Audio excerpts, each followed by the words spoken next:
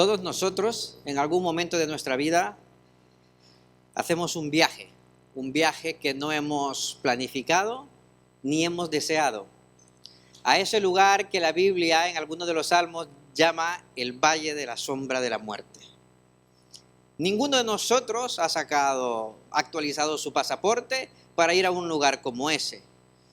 Ninguno de nosotros suele prepararse con anticipación para pasar por ese lugar. Un lugar de oscuridad, un lugar de soledad, un lugar donde a veces sentimos que estamos completa y absolutamente solos, donde ni Dios parece estar al tanto de nosotros. El profeta Jonás pasó por ese lugar. A veces vamos por ese lugar acaso hecho. A veces nos encontramos en el lugar de repente. En el caso de Jonás, él fue porque quería ir. Y no porque desconociera la voluntad de Dios para su vida. No porque no fuera consciente de la responsabilidad que Dios le había dado, del ministerio al que le había llamado. No porque desconociera lo que tenía y debía hacer. Sencillamente porque valoró sobre la voluntad de Dios su propia opinión, su propio deseo, su propia comodidad, sus propios sentimientos, sus propias emociones, su propio nacionalismo. Vamos, que se puso en el lugar de Dios. Lo importante era él, lo que sentía, lo que tenía que hacer, lo que quería hacer, y la voluntad del Señor, pues, bien, gracias. Tú me has dicho que vaya a Nínive, pues yo me voy para Tarsis. Tú me has dicho que vaya y predique para que se salven, pues yo quiero que se consuman y que ardan en el infierno. Un siervo de Dios, un siervo de Dios. Todos sabemos y todos conocemos la historia, una historia que es puesta en duda pues por mucha gente. ¿Fue realmente real que Jonás estuviese todo el tiempo que pasó en la tripa de un pez? Pues muchos dicen que no, otros dicen que, pues bueno, que es una fábula, que es una historia para enseñarnos, para transmitirnos una enseñanza moral. La verdad, queridos míos, es que esta historia es tan real que Jesús mismo, para ejemplificar lo que él iba a pasar con su muerte, sepultura y resurrección, puso como ejemplo la historia de Jonás. Por lo tanto, nosotros tenemos ante sí no un relato fantástico, digno de cualquier productora para hacer una película, sino una historia real a la que debemos prestar atención. Todos conocemos la historia, como Jonás embarca, se sube a ese barco, luego Dios desata en medio del mar una tempestad. Vemos cómo los compañeros de viaje, gente que iban pues por trabajo, por lo que sea, pues en el barco empezaron a discernir que esa tormenta no era una tormenta normal, que no había una razón meteorológica normal para que una tempestad de tal envergadura y de tal magnitud estuviera azotando el barco. Y llegan a una conclusión: esto es obra de Dios. Y cada uno de ellos empezó a clamar a Dios. Y mientras el profeta del Dios verdadero dormía plácidamente en el barco. Llega un momento en donde la situación es insostenible y el capitán del navío baja donde estaba Jonás y lo coge de aquí mismo y le dice: ¿y tú por qué no clamas a tu Dios? Jonás era consciente, porque no era un hombre que ignoraba a la voluntad de Dios y su palabra. Jonás sabía que el culpable de esa situación era uno y solamente uno, y que tenía un nombre de 5 letras, y que era él mismo, Jonás. Pero aún así no da su brazo a torcer.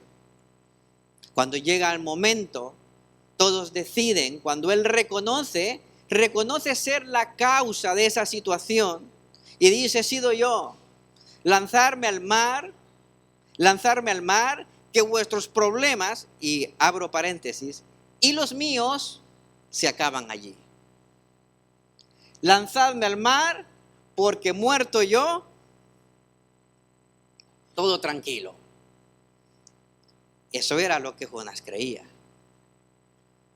Aún esta gente que no confiaba en Dios tuvo más misericordia por la vida de Jonás que la que él tenía por los ninivitas, que no quería que se salvaran. Y aún así estos hombres trataron de clamar a sus dioses por todo a fin de evitarlo, pero cuando ya no era posible, pues sencillamente, a la cuenta de uno, a la cuenta no, os aseguro que no llegaron al 3. Al 0,5, al 0,5 ya Jonás iba para el agua. Es que aquella situación era muy complicada. Jonás cae al agua. Y el versículo 17, el último versículo del capítulo 1 dice, el Señor por su parte, importante, el Señor por su parte. Tenemos allá que estos hombres tratando de calmar la ira de sus dioses. Y tenemos a Jonás que pasaba olímpicamente de todo. El Señor por su parte dispuso un enorme pez para que se tragara a Jonás, quien pasó 3 días y 3 noches en su vientre. Entonces Jonás oró al Señor su Dios desde el vientre del pez. Dijo, en mi angustia clamé al Señor y Él me respondió. Desde las entrañas del sepulcro pedí auxilio y tú me escuchaste, y tú escuchaste mi clamor. A lo profundo me arrojaste, al corazón mismo de los mares. Las corrientes me envolvían, todas tus ondas y tus olas pasaban sobre mí. Y pensé, he sido expulsado de tu presencia. ¿Cómo volveré a contemplar tu santo templo? Las aguas me llegaban hasta el cuello. Lo profundo del océano me envolvía. Las algas se enredaban en la cabeza, arrastrándome a los cimientos de las montañas. Me tragó la tierra y para siempre sus cerrojos se cerraron sobre mí.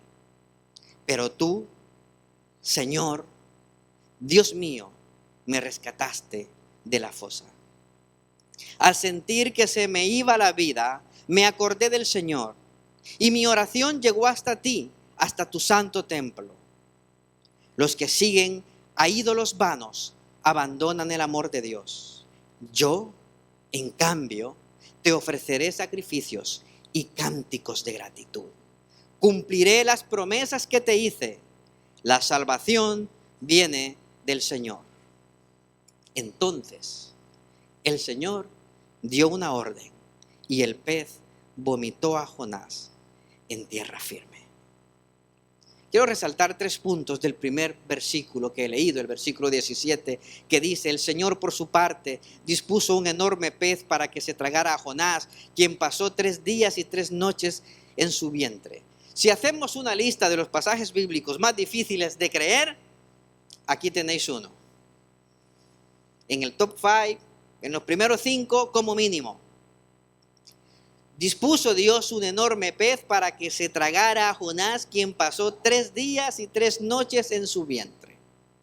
Podéis encontrar en internet, que ahora mismo es el aliado, mucha información sobre las pruebas científicas que algunos exponen para decir que sí es posible y que hay un caso ya real donde una persona fue extraída de la tripa de un cachalote aún con vida. Pero si nos ponemos a ver la marca del pez, el año, el color y todo eso, perdemos de vista lo importante del texto. Jesús mismo, he dicho antes, usó esta historia para comparar uno de los milagros más poderosos de los que nosotros podemos tener conciencia: su muerte, su sepultura y su resurrección. Y en Mateo, y en Lucas y en Mateo, en concreto Mateo 12, 38 a 40, cuando los fariseos, cuando los maestros de la ley estaban intentando sacarle algo a Jesús, alguna señal poderosa que saciara su curiosidad para saber si Jesús verdaderamente era el Mesías, Jesús les respondió así: Maestro, les dijo, queremos ver alguna señal milagrosa de parte tuya. Jesús les contestó: esta generación malvada y adúltera pide una señal milagrosa, pero no se le dará más señal que la del profeta Jonás. Porque así como 3 días y 3 noches estuvo Jonás en el vientre de un gran pez, también 3 días y 3 noches estará el Hijo del Hombre en las entrañas de la tierra. Jesús no compararía el milagro más grandioso, una parte clave y esencial de la obra redentora, con un cuento, con una fábula y con un mito. Porque tan real sería su muerte, su sepultura y su resurrección, como real fue la historia o era la historia de Jonás. Estamos ante este texto con una prueba verdaderamente de fe. El tema aquí no es saber qué clase de pez era, cuándo ocurrió y de qué manera. El asunto aquí es nuestra fe puesta a prueba. Si tú no eres capaz de creer que Dios tuvo el poder para preservar la vida de Jonás 3 días en la tripa de un pez, pues lo tienes crudo para creer que Dios en su poder le dio vida a un hombre, le dio vida a Jesús mismo y lo sacó de la tumba. Es un problema de fe. Aquí no hay más discusión. ¿Se cree o no se cree? Los fariseos demandaban de Jesús una señal. Haznos un milagro. Queremos ver. Y él les dijo, ninguna señal maravillosa les será dada, sino la señal de Jonás. Si tú no eres capaz de creer lo que Dios hizo con Jonás, difícilmente vas a creer lo que Dios es capaz con su poder de hacer en mi propia vida, en mi propia cuerpo, sacándome de la tumba y trayéndome a la vida, resucitándome, porque ese es el poder de Dios. Jesús, repito, para que nos quede claro, Jesús no compararía su muerte, sepultura y su resurrección, clave para la salvación tuya y mía y de esta humanidad, con un cuento y con un mito. El asunto es, ¿lo crees o no crees? Así de fácil. Podríamos decir, no hay más preguntas, señoría. Todo está dicho. Pero bueno, algunos se preguntan también, porque debemos reconocer que esta es una historia fantástica.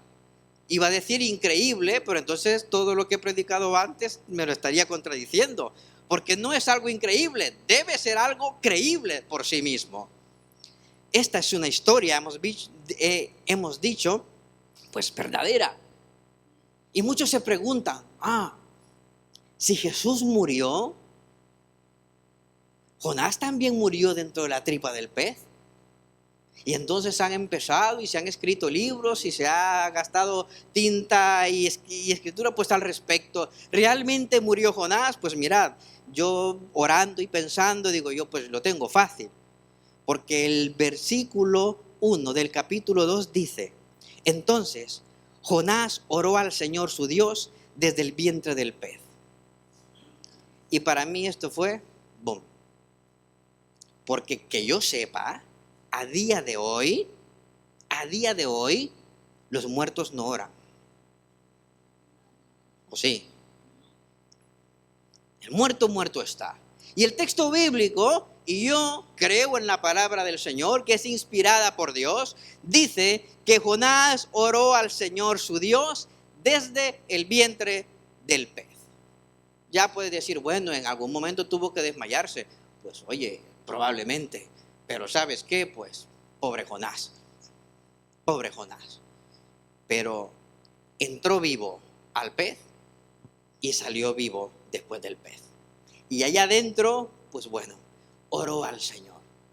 Todo lo que pasó allí en ese momento, se lo preguntaremos a Jonás, o mejor dicho, a Dios mismo cuando estemos en aquel día glorioso en que estaremos frente a Él. Es una realidad. Basándome en esto, y quería dedicarlo porque esto es muy importante, quiero hacer también una breve reflexión sobre la oración de Jonás. Debo confesaros que esta es una de las oraciones en las que yo menos he estudiado. El Padre Nuestro lo he visto, el que le llamamos Padre Nuestro, lo he visto muchas veces, y la oración de Jabes, que es fabulosa, y se han escrito libros sobre ello. Pero sobre la oración de Jonás, pues no. Pero hay muchísima enseñanza y muy importante. El versículo 1 del capítulo 2 dice que Jonás oró al Señor su Dios desde el vientre del pez. Y dijo, en mi angustia clamé al Señor y Él me respondió. Desde las entrañas del sepulcro pedí auxilio y tú me escuchaste. Tú escuchaste mi clamor. En realidad esta oración no la escribió Jonás dentro de la tripa del pez, ¿vale? No tenía ahí tintero, no tenía nada, pues no la pudo escribir ahí. O sea, el escrito fue posterior, desde luego. Y la oración fue escrita en forma de poesía. La poesía bíblica tiene un formato, una manera de comunicar las cosas para hacernos ver la intensidad de las emociones del ser humano. Por eso es que esta oración, si abrís las Biblias más modernas, está escrita hasta de forma diferente al resto del relato, porque en realidad es una poesía, es como un salmo y mantiene precisamente el mismo orden que los salmos, en donde la primera línea del verso pues se repite en las siguientes líneas, es lo que conocemos como paralelismo. Y encontramos aquí que Jonás dice, en mi angustia clamé al Señor. Y luego dice, desde las entrañas del sepulcro pide auxilio. Nos está diciendo lo mismo de manera distinta. Y luego la respuesta que él tuvo del Señor cuando clamó, dice, y Él me respondió. Y luego dice, tú escuchaste mi clamor. Es poesía. Pero lo que nos quiere transmitir es la emoción, la intensidad del momento que él estaba viviendo y sobre todo también de la respuesta de Dios. Y aquí aprendemos algo importante. No importa el lugar, no importa el momento, no importa la circunstancia. Cuando una persona clama con honestidad a nuestro Señor, ¿qué creéis que sucede? ¿Hay interferencias? De ninguna manera. El Señor escucha. No importa el lugar, no importa tu circunstancia. No vemos aquí a un Dios enfadado con Jonás porque Jonás quería hacer su voluntad y no la del Señor. Dice Jonás que desde allí, desde lo profundo, en su angustia, notad que explica la situación emocional en la que él estaba. Era un hombre angustiado. Pues ya os digo yo, como para no angustiarse, estar dentro de la tripa de un pez. Vamos, Jonás salió de allí y en su vida volvió a comer marisco. Eso está claro. Salió allí cuando miraba gambas y cuando miraba pescado se le revolvía el estómago. Decía, oh, no. Tampoco se hizo vegetariano, creo yo. Bueno, pues no sé, ya estoy yo yéndome por el valle de sombra de muerte donde no debo irme. Vamos a volver al texto. Ahí estaba Jonás, en mi angustia, clamando al Señor. Desde lo profundo del sepulcro, dice él, pedí auxilio y tú me escuchaste. Y los versículos del 3 al 6 describen el sufrimiento, la angustia de Jonás. ¿Qué sentía su corazón? ¿Qué sentía su mente? Y dice,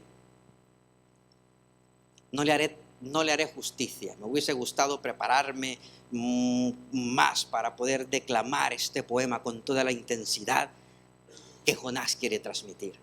Dice, a lo profundo me arrojaste, al corazón mismo de los mares. Las corrientes me envolvían, todas tus ondas y tus olas pasaban sobre mí y pensé, he sido expulsado de tu presencia. ¿Cómo volveré a contemplar tu santo templo? Las aguas me llegaban hasta el cuello, lo profundo del océano me envolvía, las algas se me enredaban en la cabeza, arrastrándome hasta los cimientos de las montañas. Me tragó la tierra y para siempre sus cerrojos se cerraron sobre mí. Una descripción poética de lo que Jonás estaba experimentando. Y tenemos que hacer una observación importante en estos versículos. Estos versículos resaltan o se enfocan en el precio que Jonás pagó por su desobediencia. Jonás estaba allí en esa situación porque él la había provocado. Vamos, que sacar pecho delante del Señor cuando nos ha dicho algo y decirle que vamos a hacer lo contrario. Jonás estaba allí por una situación que él había provocado. Jonás estaba allí reconociendo que la circunstancia que él estaba viviendo provenía de Dios. Era consciente de que provenía de Dios porque era consciente también de que su propia decisión lo había llevado a ese lugar. Le dice al Señor: he sido expulsado de tu presencia. Le dice al Señor mismo: a lo profundo me arrojaste. Jonás está aquí de alguna manera reconociendo que la situación que está viviendo ha sido causada precisamente por él y que la situación que está enfrentando proviene de Dios. Desde el principio, Dios ha estado bajo control a pesar de que Jonás tenía otros planes o pretendía hacer otra cosa. Jonás estaba decidido a hacer lo contrario que Dios le había enviado. Abro paréntesis, seguramente dijo: tengo libre albedrío. Y cierro paréntesis y ahí lo dejo. Jonás terminó haciendo la voluntad de Dios aún con su libre albedrío. Porque su libre albedrío le llevaba en dirección opuesta a la voluntad de Dios. Y lo encontramos aquí. Estoy pasándolo mal. La muerte misma estaba acechando a Jonás. Y él pasa revista de todas las cosas que le agobiaban, que le angustiaban en ese momento. ¿Y sabéis qué es lo curioso? En toda esta historia, el único desobediente es Jonás. Todo y todos obedecían al Señor en esta historia. Los vientos y los mares le obedecían al Señor. Tormenta, tormenta. Los animales, el pez enorme, obediente al Señor. El gusano, obediente al Señor. Los impíos idólatras que adoraban a otros falsos dioses y no conocían del Señor, terminaron postrados delante del Señor, prometiendo atributos y presentando holocaustos. Los malvados ninivitas que asesinaban sin piedad al pueblo terminaron arrepentidos. Y el único que estaba subido en su burro era el profeta de Dios. Para hacérnoslo ver. Para hacérnoslo ver. Para hacérnoslo ver. El único desobediente era el cristianito. Allí, con su sana doctrina, ¿no? Hijo y nieto de creyente. Un pedigrí fabuloso. El único desobediente. Y todos los demás, impíos, adoradores de dioses falsos, rendidos ante la evidencia de un Dios todopoderoso. A los marineros que no conocían al Señor, les bastó la tormenta para decir: este Dios es el verdadero, este Dios es genuino. Pero al profeta del Dios vivo y poderoso, la tormenta no fue suficiente. Él tenía que ir al agujero más profundo para entonces reaccionar. La historia de tu vida y de mi vida. A veces no nos basta la tempestad. La tempestad nos hace sacar pecho a veces. ¿Sí? ¿Me va a doblegar? ¿Me va a doblegar a mí esto? No. Y entonces el Señor dice: oh, qué durito eres, ¿eh? Qué durito eres, ¿eh? Pues nada, si mis vientos y mis olas no derriban ese duro corazón y esa dura cabezota, pues 3 días y 3 noches en el vientre de un pez. Es importante. Fijaros que esto es algo que se repite en las historias bíblicas. El buen samaritano, ¿qué pasó? ¿Qué pasaba? El malvado, el impío, el pecador, fue el que actuó como el creyente genuino en el Dios Todopoderoso debía actuar. Pasaba el predicador, pasaban los de alabanza, pasaban los de la ofrenda, pasaban los que limpiaban, pasaba hasta el pastor Ernesto pasó por allí mirando para otro lado. ¿Y quién fue el que se movió su corazón a misericordia? Aquel del que no se esperaba, para hacérnoslo ver también. Y aquí tenemos a Jonás, el único desobediente. En los versículos 6 y 7 dice: pero tú, Señor, Dios mío, me rescataste de la fosa. Pausa. Notemos una cosa importante. Vamos a ver el uso de los posesivos en todo este texto. Él dice: pero tú, Señor, Dios mío. Y el versículo 1 dice que él oró al Señor su Dios. Aquí ya ha cambiado la cosa, Aquí ya va cambiando la cosa. Pero tú, Señor, Dios mío, me rescataste de la fosa. Al sentir que se me iba la vida, me acordé del Señor y mi oración llegó hasta ti, hasta tu santo templo.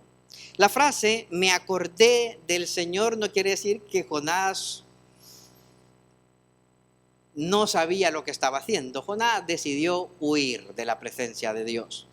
Jonás era un hombre que conocía la palabra.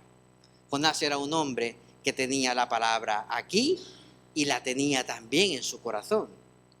No voy a poner yo en duda la salvación y la fe de Jonás, si Jonás era profeta del Señor.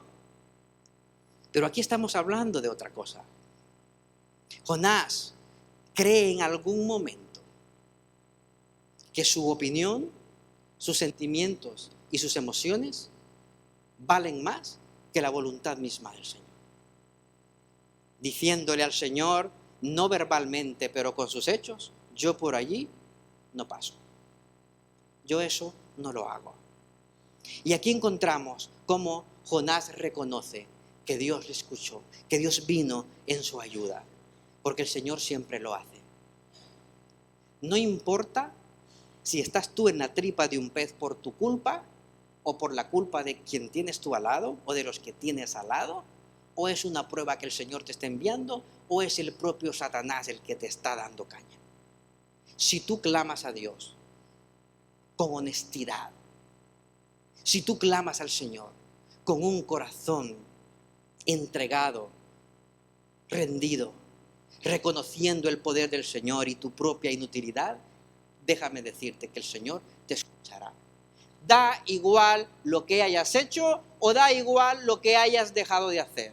Da igual si es tu culpa o la de medio mundo o la de a quien tú quieras culpar. Si lo haces así, el Señor te escuchará. El Señor te escuchará. Porque aquí tenemos a un hombre que decidió a pecho descubierto plantarle cara a Dios y decir: haré lo que yo quiera y no lo que tú me mandes, clamando al Señor, y el Señor escuchándole, ayudándole y sacándolo del pozo más profundo. Ese es nuestro Dios. Ese es nuestro Dios. Y Jonás le conocía, pero la dureza de su corazón le había llevado a esa situación, como muchas veces yo mismo he enfrentado dificultades por la dureza de mi corazón, por la dureza de mi cabeza, donde no soy capaz de anteponer sobre todas las cosas la voluntad del Señor, y quiero hacer la mía, porque es lo que yo he creído toda la vida, porque es lo que yo he aprendido toda la vida, porque creo que debe ser así, porque creo que es así y porque quiero que sea así. Y ahí estamos nosotros. Jonás eres tú y Jonás también. Jonás soy yo. Somos personas que en muchas ocasiones nuestro orgullo nos gobierna. Y somos presa y somos víctima de nosotros mismos. Déjame decirte, la voluntad del Señor se hace, porque ni una coma, ni una tilde, ni una sola letra se quedará sin cumplirse. El asunto es que si tú te quieres mojar yendo al mar, bien. Y si tú quieres que un pez te trague, pues bien. Saldrás allí, yo apuesto, porque con todos los ácidos que ha salido, Jonás salió allí rubio, como mínimo, ¿eh? Pues que lo tuvo en remojo ahí con todo eso. Jonás salió siendo una persona diferente. Quizás hasta rubio salió el hombre. Algunos biblistas dicen que el sol le hacía daño, mucho más daño a Jonás, y por eso Dios hace crecer una sombra para que él se cubra, porque después de pasar 3 días y 3 noches en la tripa de un pez, pues la piel le ha pasado factura. Oye, pues es probable, porque déjame decirte una cosa, de las tormentas y de las tripas de un pez no sales igual. No sales igual. No sales igual. Yo después de lo mío me veo en el espejo y dije yo, uy, ¿cómo ha quedado? Una cicatriz por aquí, un agujero por aquí, otra cicatriz por aquí, que me duele todo esto, que me da el sol, y yo digo, Señor, hazme crecer una enredadera, que yo no me enfado por los gusanos.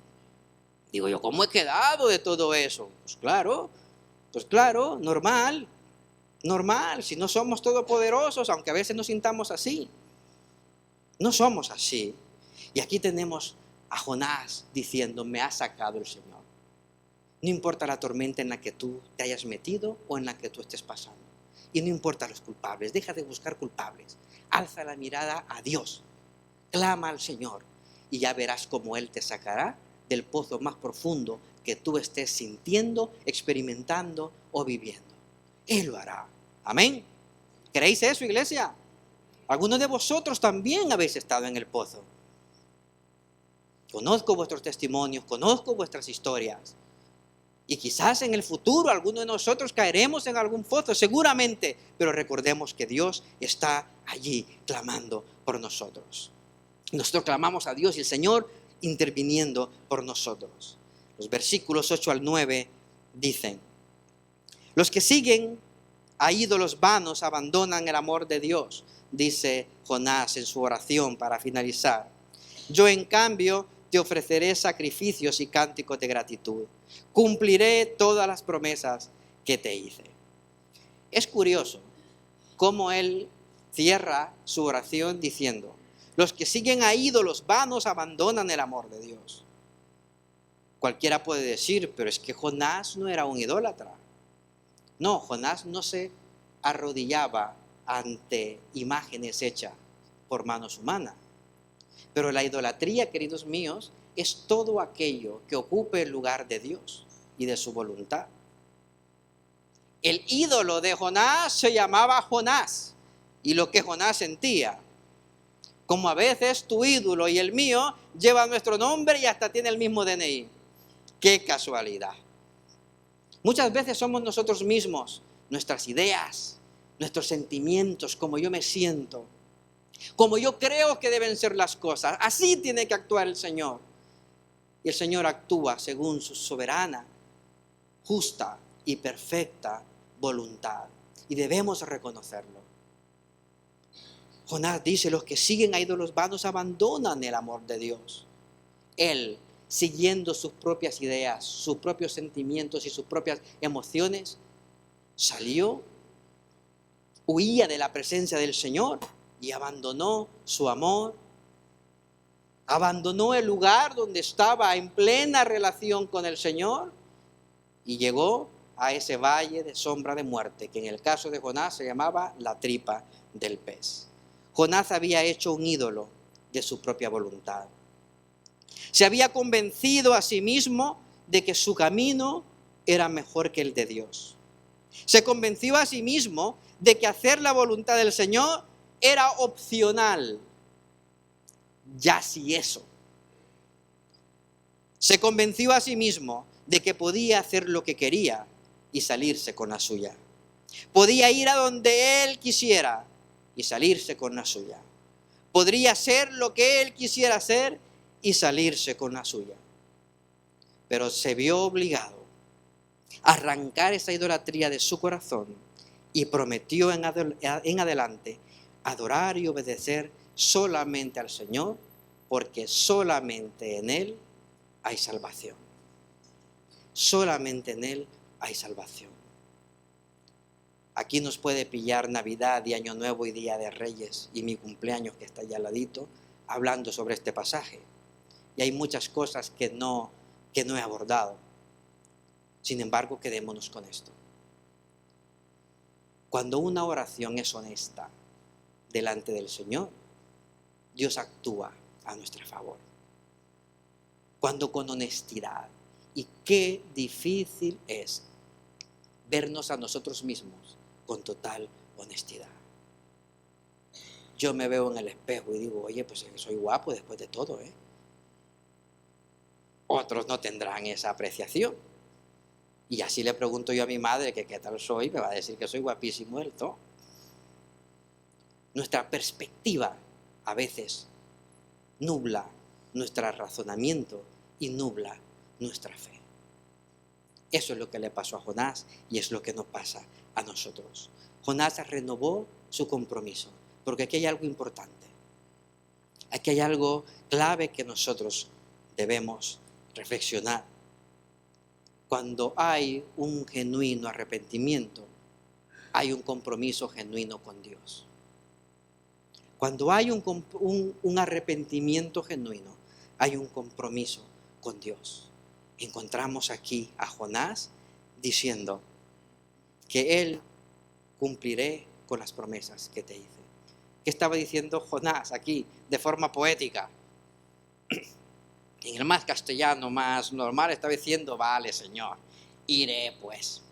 Estaba reconociendo que iba a hacer lo que el Señor le mandó a hacer desde el principio. ¿Cuántas veces yo recuerdo que mi madre me mandaba a hacer algo y yo iba hasta que después de ser castigado, entonces ya iba? Y recuerdo que mi madre me decía, ¿ves, Ernesto? Es que todo esto te lo puedes haber ahorrado. Todo esto te lo pudiste haber ahorrado. Pero yo estaba allí, no. ¿Por qué? Porque yo puedo. Pues ya la llevamos claro si nos ponemos de tú a tú con Dios. No es así, queridos míos. Solamente en Dios hay salvación. ¿Estás huyendo tú de Dios? ¿Estás huyendo tú de Dios? ¿Estás haciendo algo que Dios no quiere que hagas y le estás dando largas tú? Ahora no es el momento. Y quizás hasta culpas a Dios. No es el tiempo de Dios, decimos a veces. No estoy preparado, no estoy preparada. Cuando sabes que lo que estás haciendo no es del agrado del Señor, ahí viene un pez, el Señor tiene un pez. Ya me puedes decir, ya, yo por eso mejor ni a la playa voy.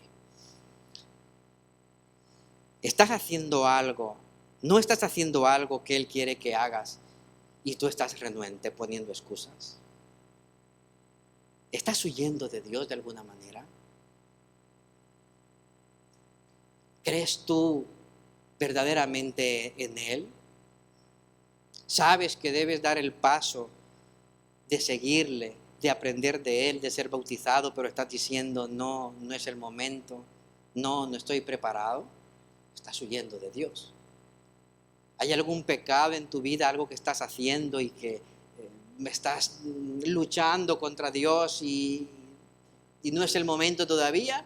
¿Qué esperas? ¿Cuánto tiempo más vas a esperar? ¿Hay algo que el Señor te ha dicho que debes hacer y que no lo estás haciendo porque lo estás posponiendo? ¿Quién sabe para cuándo? Este es el momento. No importa la situación en la que estés pasando. Enfermedad, problema económico, problema espiritual, emocional, problemas familiares, problemas de fe espirituales. No importa cuál sea tu tormenta. El Señor quiere que clames a Él, así como estás. No esperes a estar mejor porque puedes hasta que empeores. No esperes hasta que algo suceda. Clama al Señor.